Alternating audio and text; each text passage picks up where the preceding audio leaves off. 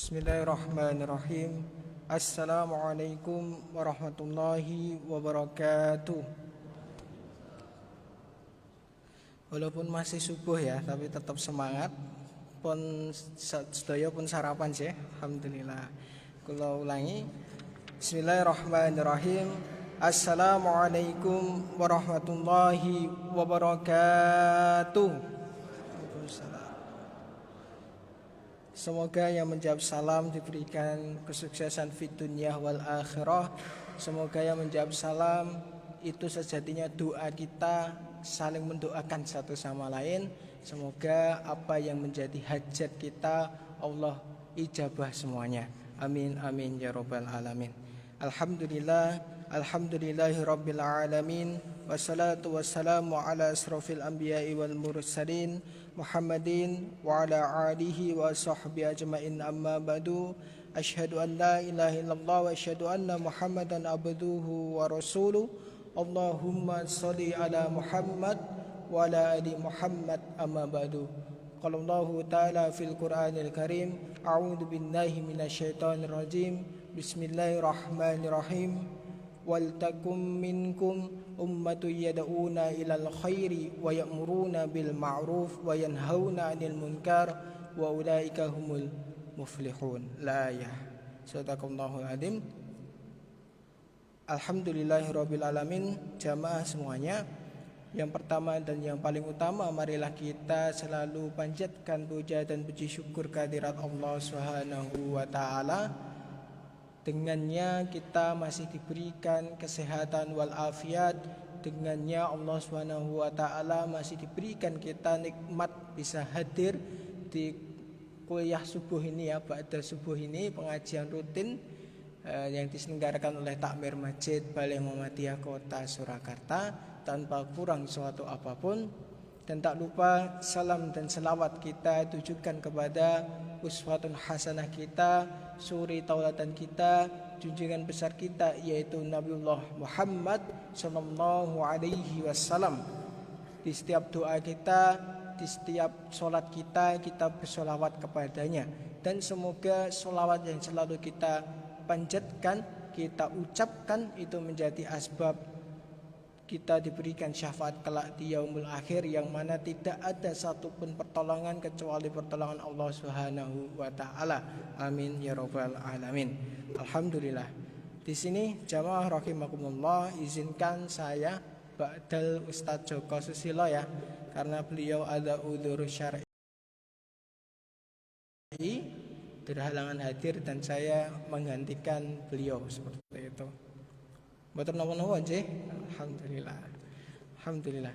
Di sini tadi saya sudah menyinggung di awal bagaimana tentang mustajabnya doa ya.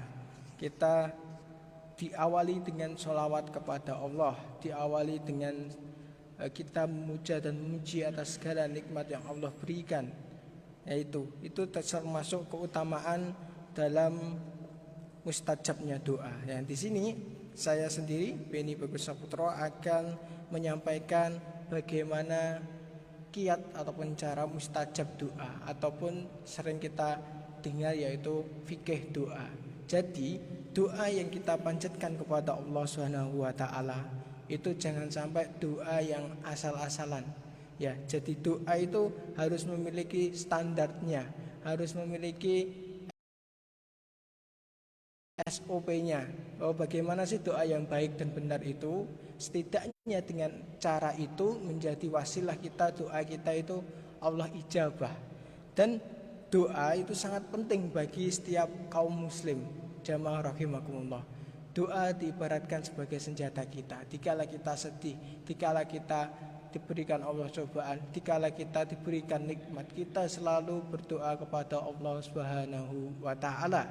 Secara tidak langsung, doa kepada Allah Subhanahu wa taala itu salah satu bentuk kita mensyukuri nikmat Allah, yaitu bil lisan kita, bil qalbi kita, dengan cara kita berdoa kepada Allah Subhanahu wa taala. Yang selanjutnya jamaah rahimakumullah, ya, doa itu permisalannya kita itu bermain anak panah ya jamaah rahimakumullah. Doa itu seperti halnya anak panah. Ada busur dan ada mata panahnya. Jadi ketika busur tersebut itu baik, maka baik pula ketika kita memanahkan. Dan melesat dan tepatnya busur itu tergantung anak panah tersebut tergantung busurnya baik atau tidak. Dan permisalan doa yang lain itu seperti halnya kita memasukkan proposal, baik yang sudah mengalami sebagai mahasiswa, yaitu proposal skripsian maupun proposal permohonan dana. Terkadang kita ditolak, bukan berarti proposal kita tidak baik gagasannya, isinya. Akan tetapi ada revisi dari standar kepenulisannya, dari standar bagaimana susunan proposal yang baik dan benar. Ya, bukan karena proposalnya isinya jelek, bukan, isinya bagus. Tapi susunan ataupun sistematika kepenulisannya itu tidak sesuai dengan standarnya. Begitu pula doa kita. Jadi doa kita itu pasti doa jamaah rahimakumullah pasti berdoa yang baik-baik. Tapi yang perlu diperhatikan yaitu standar doa kita. Bagaimana kita berdoa kepada Allah, atau langsung to the point, atau kita diawali dengan sholawat. Nah ini nanti akan saya bahas satu persatu di bukunya ataupun kitab A Letter to Allah. A Letter to Allah. Dan doa itu juga dibaratkan tadi semisal busur dan anak panah tersebut. Ketika busur itu bermasalah, yang akan kita kaitkan untuk menarik panah tersebut bermasalah, maka otomatis anak panah tersebut akan terpengaruh, ataupun anak panah tersebut akan melesatnya itu kurang kena ke arsy-Nya Allah. Jadi anak panah tersebut akan bukan melesat tapi meleset dan akhirnya jatuh kembali ke bumi lagi. Itu permisalan doa kita kepada Allah Subhanahu wa taala. Bahwasanya Allah Subhanahu wa taala berfirman di hadis riwayat Muslim ya, di hadis riwayat Muslim, dan di Quran surat Al-Mu'minun Allah Subhanahu wa taala berfirman, dan di Quran surat Al-Baqarah ayat 172. Di Quran surat Al-Mu'minun di ayat inni bima ta'lunal alim. Di Quran surat Al-Mu'minun, wahai sekalian manusia, sesungguhnya Allah Subhanahu wa taala itu baik. Allah Subhanahu wa taala itu baik dan Dia tidak menerima sesuatu melainkan yang baik pula. Ya, dan sesungguhnya Allah Subhanahu wa taala telah memerintahkan kepada orang-orang mukmin seperti yang diperintahkannya kepada Rasul. Sesuai dengan firman-Nya, wahai para Rasul, makanlah makanan yang baik-baik halal, dan kerjakanlah yang kamu kerjakan. Di Quran surat Al-Mu'minun. Diperkuat kembali di Quran surat Al-Baqarah ayat 172. Jadi ya ayyuhalladzina amanu kulu min thayyiba ma razaqnakum. Dan Allah juga berfirman, wahai orang-orang yang beriman, ya ayyuhalladzina amanu kulu, makanlah rezeki yang baik-baik yang telah kami rezekikan kepadamu. Di Quran surat Al-Baqarah ayat 172. Ini secara tidak langsung ayat ini berkorelasi dengan doa kita, yang akan mempengaruhi doa kita itu akan melesat ke Allah langsung dan Allah ijabah atau tidak. Itu salah satu faktor yang menentukan, dari makanan dan dari hal-hal yang baik pula. Dan selanjutnya yang perlu kita perhatikan ketika kita berdoa kepada Allah, semisal saya misalkan tadi busur ya, itu sebelum melesatkan anak panah yang kita tuju ke lapisan tinggi Allah, arsy-Nya Allah, nah maka dengan itu kita perlu mempersiapkan agar doa kita itu baik, agar doa kita itu memenuhi standar SOP-nya Allah Subhanahu wa taala. Dan ini sudah masuk pembahasan jamaah rahimakumullah, bagaimana agar doa kita itu mustajab. Dan insya Allah yang saya sampaikan ini akan dimuat di khotbah Jumat pimpinan daerah Pemuda Muhammadiyah pekan depan insyaallah. Yang pertama yaitu ikhlas berdoa hanya kepada Allah dengan tujuan Allah semata, dengan tujuan mendekatkan diri kepada Allah Subhanahu wa taala. Doa kita itu tidak hanya sekedar kita permintaan. Bahkan esensi doa itu tidak hanya cuma minta. Ya, karena doa itu bukan hanya sekedar urusan meminta. Karena sadar atau tidak jamaah rahimakumullah, berapa banyak doa kita yang kita panjatkan kepada Allah Subhanahu wa taala, ketika kita tidak sempat berdoa kepada Allah, maka Allah akan cukupi doa kita walaupun kita tidak minta. Bahkan ketika kita minta, Allah berikan yang lebih baik daripada yang kita minta. Jadi esensi doa itu tidak cuma meminta, lebih dalam dan lebih intensif lagi. Dan di kitab Majmu' Mu'allaf Asy-Syaikh Allamah Abdurrahman bin Nasir, bahwasanya hal yang patut diperhatikan ketika kita berdoa kepada Allah Subhanahu wa taala agar diinginkan atau dihindarkan dari keburukan, hendaknya tidak berhenti sekalipun pada apa yang diinginkan semata. Jadi doa kita itu tidak hanya cuman kita meminta hajatnya saja, ya kita to the point ke doa kita, akan tetapi hendaknya tujuan dan motivasinya adalah untuk mendekatkan diri kepada Allah Subhanahu wa taala. Dan di mana keduanya adalah puncak segala tujuan. Mendekatkan diri kepada Allah otomatis taat. Mendekatkan diri kepada Allah otomatis yang saya sampaikan di awal tadi, wanahu anil munkar. Jadi menjauhi segala kemungkaran, segala sebab-sebab yang Allah murka kepada kita. Dan itulah doa. Jadi doa itu diibaratkan yang ketiga kalau nggak salah ini, yaitu anak tangga untuk mendekatkan kita dengan Allah Subhanahu wa taala. Semakin kita berdoa, maka kita akan naik step by step kita dalam berdoa, semakin dekat kepada Allah Subhanahu wa taala. Bahkan apalah arti sebagai manusia yang lemah tanpa adanya pertolongan Allah?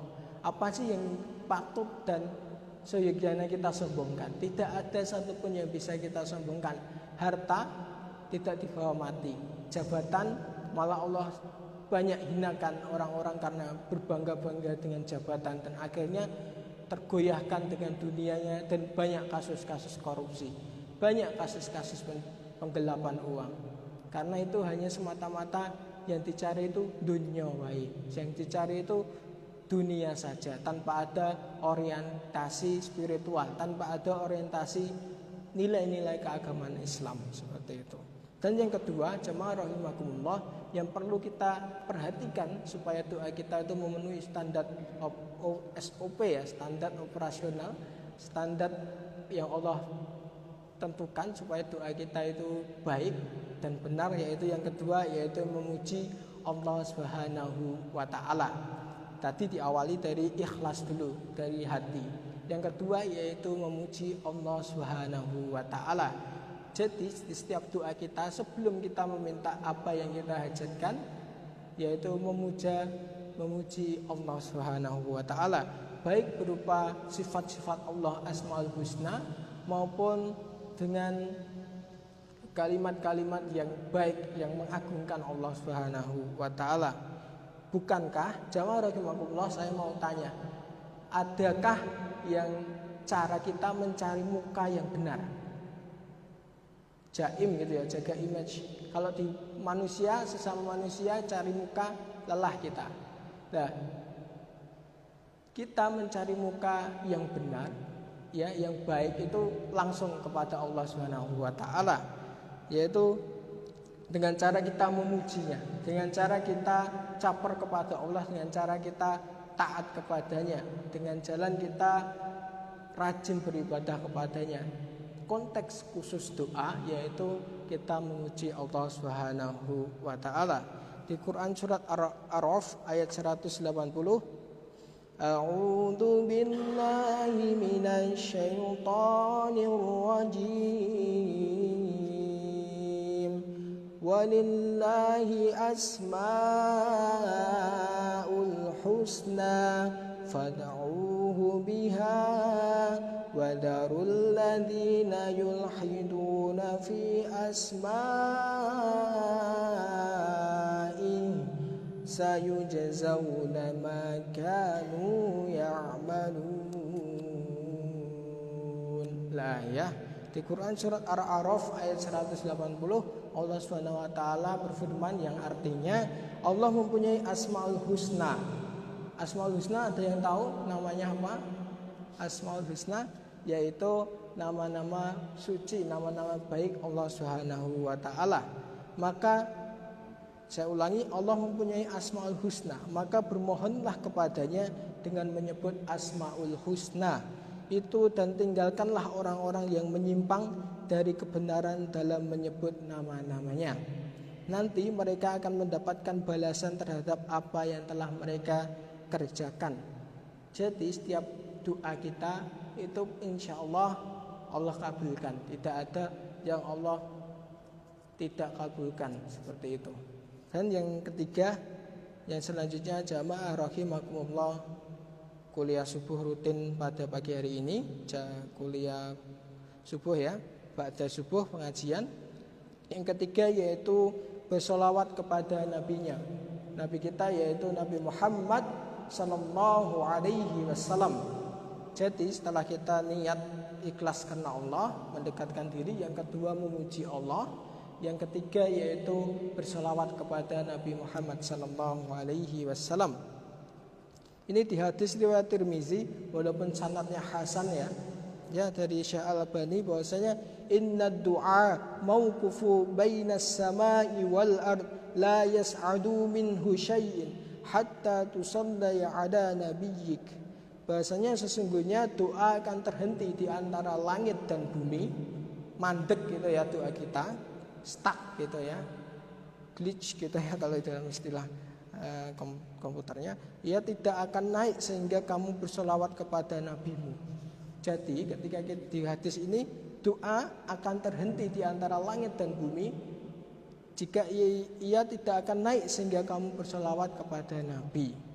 Ibnu Qayyim bahkan sampai memberikan kedudukan bahasanya membaca sholawat itu seperti halnya bersuci ya. Dan yang pertama, bagaimana kita menempatkan sholawat kepada Nabi Muhammad SAW dalam doa kita, yaitu ada 3. Yang pertama yaitu bersolawat sebelum memanjatkan doa kita kepada Allah Subhanahu wa taala setelah memuji Allah. Saya ulangi, bersolawat kepada Nabi Muhammad SAW sesudah kita memuji Allah Subhanahu wa taala.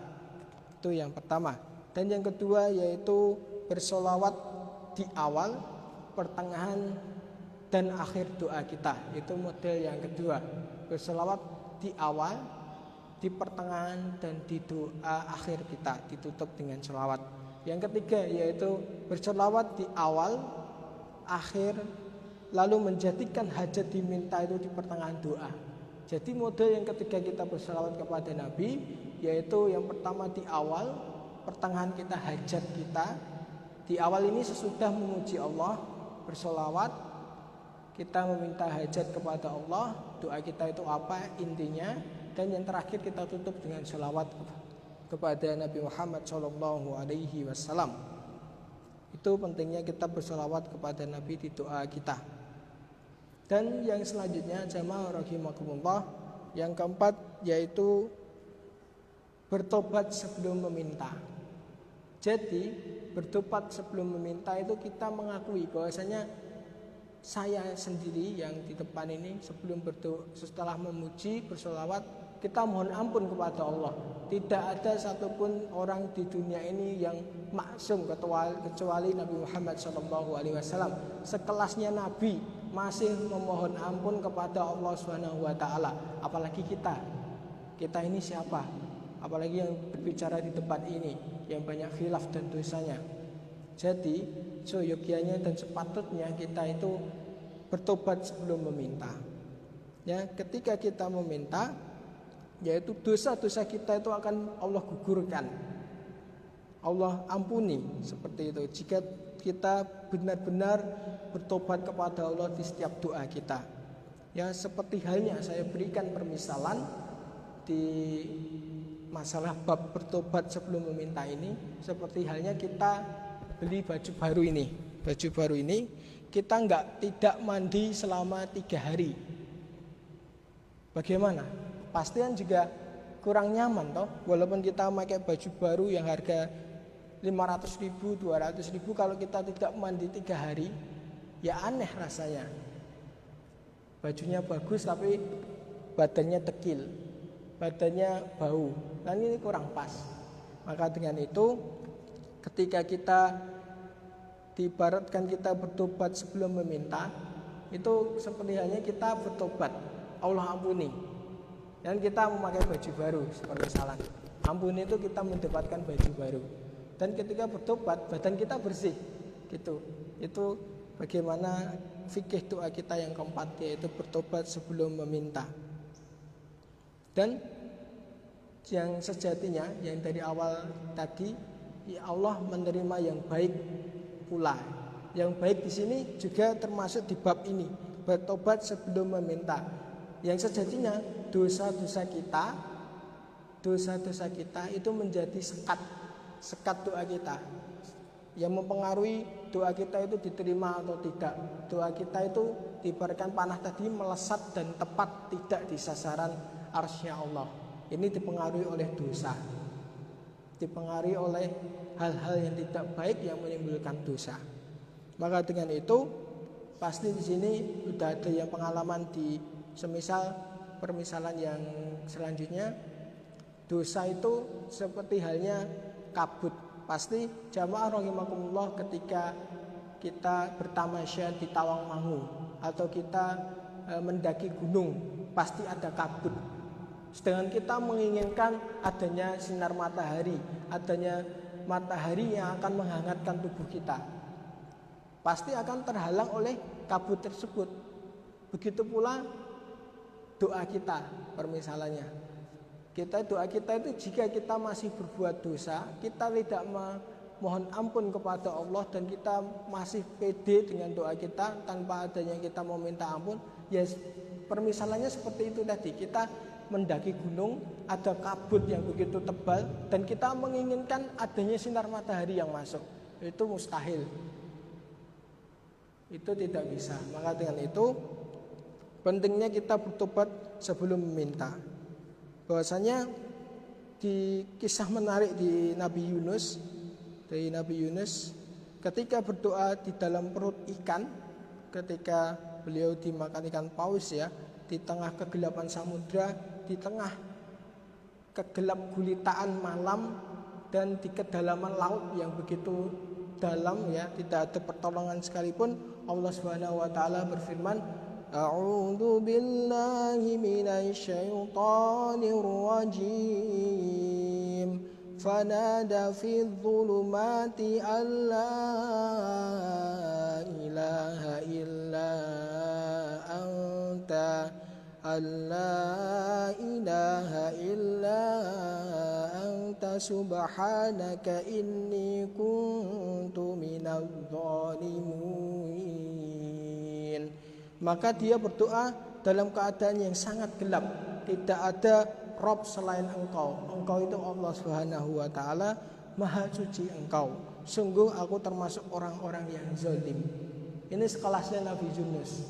Dia mengakui kalau dia berbuat tidak baik, termasuk zalim gitu ya, karena dosa-dosanya. Itu sekelas Nabi mengakui kalau banyak dosa, dan beliau meminta ampun kepada Allah di tengah kegelap gulitaan malam dan di tengah samudra luas pada saat itu. Apalagi kita manusia biasa yang masih banyak dosa, yang masih banyak kekurangan. Maka dengan itu sepatutnya saya tekankan bertobat sebelum meminta. Itu poin yang keempat. Poin yang selanjutnya, jamaah rahimakumullah, yaitu sepenuh keyakinan hati. Jadi doa kita itu harus yakin, harus pede kepada Allah Subhanahu wa taala, harus intinya kita harus sangat yakin sepenuh hati keyakinan hati kita. Begitu pula permisalan ketika kita tadi di awal proposal. Tadi saya permisalkan doa kita itu seperti proposal. Ketika kita mengajukan proposal tersebut dengan semisal dengan dosen ataupun Pak, ini saya ketika sidang, ini proposalnya tentang apa? Kita tidak yakin, ini apa ya Pak ya? Ini apa ya? Ini kalau nggak salah judulnya tentang keutamaan sholat tahajud, korelasinya dengan ayat ini. Lah kok malah tanya, membuat ragu dosen yang menguji tersebut. Nah maka dengan itu begitu pula doa kita. Kita itu harus yakin, sepenuh hati yakin bahwa doa kita itu akan Allah kabulkan, akan Allah ijabah. Dan Allah tahu dan maha tahu, dan dahsyatnya Allah tahu hati setiap manusia, karena dia telah menyifati dirinya sebagai al-ilmi, yaitu Allah itu mengetahui ilmu dari segalanya, setiap dada di setiap orang hamba. Dan setiap kali meminta kita harus memiliki kemantapan hati, mantep marang Gusti gitu ya. Kita berdoa Gusti Allah Subhanahu wa taala, bahwasanya kita itu hanya bergantung kepadanya. Semakin kita yakin kepada Allah, maka semakin Allah pula akan menjamin hidupnya. Semakin yakin kepada Allah Subhanahu wa taala, kita mampu survive. Kalau dalam bahasa anak mudanya, kita akan talk, akan survive, akan yakin, tidak mudah galau dan tidak mudah gundah, karena hanya permisalan dunia saja. Dan jika terlintas keraguan tanpa ada kemantapan hati kita itu kayak hanya seolah-olah muspro gitu loh doa kita. Misal kita berdoa kepada Allah, kita tidak yakin akan doa kita itu terkabul gitu. Dan diperkuat lagi di hadis riwayat At-Tirmidzi ayat 349 bahwasanya dari Abu Hurairah radhiyallahu anhu, semoga Allah meridhoinya, Rasulullah sallallahu alaihi wasallam bersabda, ud'u Allaha wa antum mauqinun bil ijabati wa'lamu anna Allaha la yastajibu du'a min qalbi ghafilin lah. Berdoalah kepada Allah dalam keadaan yakin akan dikabulkan, dan ketahuilah bahwa Allah itu tidak mengabulkan dari hati yang lalai. Nah, ini begitu sangat kena bagi kita, bahwasanya kita setiap berdoa kepada Allah, bahwasanya kita setiap memanjatkan asa kita, memanjatkan pinta kita kepada Allah, harapan kita kepada Allah, kita harus yakin. Dan di hadis ini Allah tidak mengabulkan doa dari hati yang lalai. Jadi tidak yakin kepada Allah Subhanahu wa taala. Yang keenam, poin yang selanjutnya jamaah rahimakumullah, kita ketika berdoa jangan terburu-buru. Saya ulangi, ketika kita berdoa jangan terburu-buru. Allah menciptakan alam semesta selama 6 masa.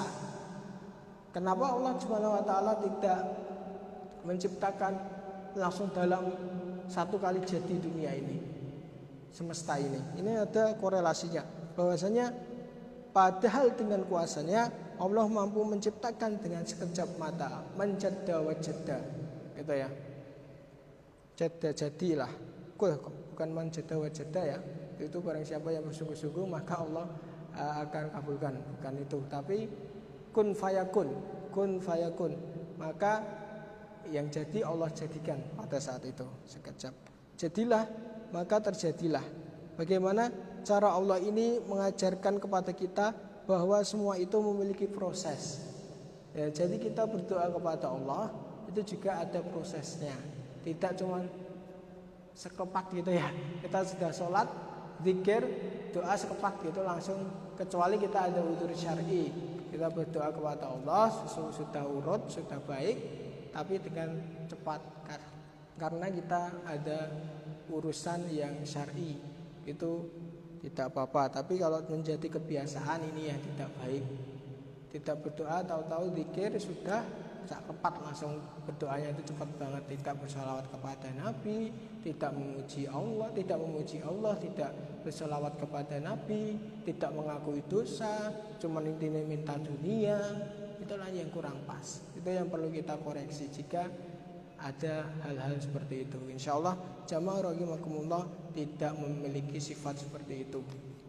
Dan selanjutnya, Allah itu pantang mengabulkan doa mereka yang terburu-buru, karena zat yang maha sempurna Allah Subhanahu wa taala itu tidak pantas dan tidak patut untuk diburu-buru. Kita itu menghadap kepada Allah. Jadi kita tidak pantasnya menempatkan Allah itu dalam sandingan dunia dengan terburu-buru tadi. Karena kita ada udzur syar'i. Yang menjadi masalah ini kalau menjadi kebiasaan. Kalau sekali karena ada udzur syar'i, yang penting sudah urut doanya, sudah baik, tidak masalah. Tapi yang menjadi masalah ketika dia menjadi sebuah habit, menjadi sebuah kebiasaan. Nah ini bahasanya saya ulangi, ia adalah zat yang tidak pantas diburu-buru oleh hambanya. Jadi ketika kita berdoa kepada Allah, jangan terburu-buru. Diperkuat di hadis riwayat Al-Bukhari nomor 630 dan hadis riwayat Muslim. Ya, ada dua perawi sekaligus dari Al-Bukhari dan Muslim, bahwasanya dari Abu Hurairah radhiyallahu anhu bahwasanya Rasulullah sallallahu alaihi wasallam bersabda, yustajabu li ahadikum ma lam yaj'al yaqul da'utu falam yustajab li. Bahwasanya doa kalian akan diijabah selagi tidak terburu-buru dengan mengatakan aku telah berdoa namun tidak kunjung diijabahi. Nah, jadi di sini menarik ini di hadisnya. Aku sudah berdoa tapi kok tidak segera diijabah oleh Allah. Lah mungkin bisa jadi karena selagi tidak terburu-buru. Ya, mungkin yang menjadi masalah selain dosa kita, tidak meminta ampun, tidak berselawat, tidak memuji Allah, bisa juga karena faktor terburu-buru, kesusu. Itu kalau dalam bahasa Jawanya ya. Kalau kesusu enak ya, pakai susu gitu ya. Kalau kesikut lah itu.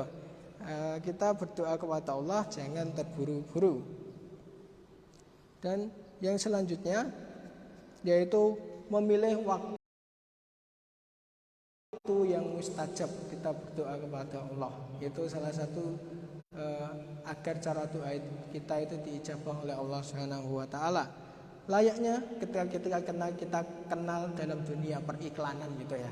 Kita sering mendengar kalimat advertising gitu ya. Ada yang dinamakan dengan prime time, ada yang dinamakan dengan golden time kalau dalam istilah periklanan gitu ya. Bahasanya untuk menayangkan sebuah program supaya banyak ditonton orang banyak.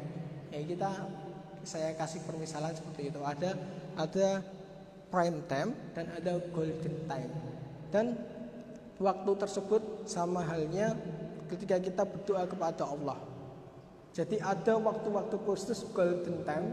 Allah itu pasti akan insya Allah dan pasti akan Allah kabulkan doa kita di waktu mustajab itu, kecuali itu tadi faktor-faktor yang mempengaruhi. Bukankah berdoa kepada Allah jam 1 siang?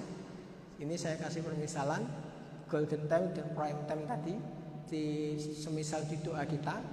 Bukankah di setiap doa kita, semisal kita berdoa di jam 1 siang, kita sholat telat terus kita berdoa, dibandingkan kita berdoa di waktu kita sholat datang awal waktu, ketika muazin berkumandang Allahu Akbar, Allahu Akbar, kita datang mengambil air wudhu, kita sudah bisa sholat qobliyah ya, qobliyah duhur, kita berdoa di sela-sela waktu antara adzan dan iqomah, dibandingkan dengan kita tadi berdoa di waktu jam 1 siang, kita pulang kerja ataupun jam istirahat sumuk terus telat sholatnya dibandingkan tadi yang sebelumnya kita doa antara adzan dan iqomah. Itu perbandingan yang sangat jelas antara golden time dan prime time. Bahwasanya itu yang memengaruhi doa kita dijabah oleh Allah Subhanahu wa taala. Itu saja sudah kelihatan, apalagi dibandingkan antara jam 1 siang tadi ketika berdoa sholat telat dibandingkan doa di sepertiga malam kita. Itu jauh banget perbandingannya. Makanya saya cari perbandingan kalau di buku ini dibandingkan dengan sholat tahajud. Nah, jauh ya udah kelihatan. Kalau sedangkan yang dekat saja ada, kenapa yang nggak dekat gitu ya. Itu kalau di sini yaitu di buku A Letter to Allah itu dibandingkannya di sepertiga malam. Itu jelas banget kelihatan perbedaannya. Nah, kalau yang antara adzan dan iqomah tadi kan banyak orang yang terkadang kita masih khilaf ya, masih lalai terhadap doa di waktu tersebut. Dan Allah Subhanahu wa taala juga berfirman melalui hadis ya, bukan Allah Subhanahu wa taala, hadis. Mohon maaf, dari Abu Hurairah radhiyallahu anhu, Rasulullah sallallahu alaihi wasallam bersabda yang artinya Rabb tabaraka wa ta'ala turun ke langit dunia dan setiap malam kita, di sepertiga malam kita, yakni di sepertiga malam terakhir seraya berfirman, siapa yang berdoa kepadaku niscaya akan aku kabulkan. Allah ini yang bilang di hadis tersebut sendiri, dan siapa yang meminta kepadaku niscaya akan aku berikan, dan siapa yang meminta kepadaku niscaya aku berikan, dan siapa yang memohon ampun kepadaku niscaya akan aku ampuni. Alhamdulillah. Ini poin, ada berapa poin tadi jamaah rahimakumullah? Ada 7 poin ya. Ada 7 poin bagaimana kita berdoa, fikih doa agar doa kita itu mustajab. Dan masih banyak poin yang lainnya, karena waktunya terbatas, maka saya cukupkan sampai 7 poin tersebut. Ya. Untuk itu jamaah rahimakumullah, kesimpulan yang bisa diambil dalam apa yang saya sampaikan tadi, ketika kita berdoa kepada Allah, yang pertama yaitu ikhlas berdoa kepada Allah dengan tujuan mendekatkan diri. Yang kedua yaitu memuji Allah Subhanahu wa taala. Yang ketiga bersolawat kepada Nabi Muhammad SAW. Yang keempat bertobat sebelum meminta. Yang kelima sepenuh keyakinan hati, atau kita yakin doa kita akan Allah kabulkan. Yang keenam jangan terburu-buru. Dan yang ketujuh yaitu memilih waktu yang mustajab. Syukran, jazakumullah khairan kasiran. Itu yang bisa saya sampaikan. Apabila ada kata-kata yang kurang berkenan di hati, saya pribadi mohon maaf yang sebesar-besarnya. Daun talas dibuat jamu, jangan malas menuntut ilmu. Kita awali dengan basmalah, kita akhiri dengan hamdalah. Semoga ilmu menjadi berkah, menjadi lentera di alam barzah. Man ketupat duduhe santen menawi kula lepat nyuwun pangapunten. Man ketupat ning dhuwur cemara menawi kula lepat nyuwun pangapura. Nun wal qalami wa yasturun fastabiqul khairat billahi taufiq wal hidayah. Wassalamualaikum warahmatullahi wabarakatuh.